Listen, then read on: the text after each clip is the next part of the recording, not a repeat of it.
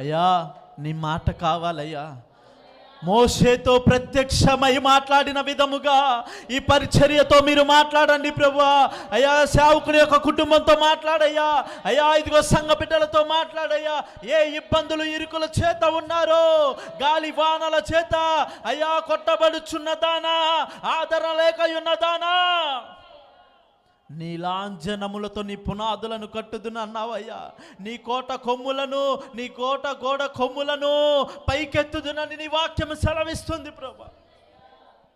అట్టి విధముగా మమ్మల్ని 2024 సంవత్సరములో నిలబెట్టమని అడుగుతున్నాను ప్రభా. మోషేతో మాట్లాడి మోషేకు ప్రత్యక్షమైన విధముగా మాతో మీరు మాట్లాడండి అయ్యా. మా జీవితాలు కట్టండి అయ్యా.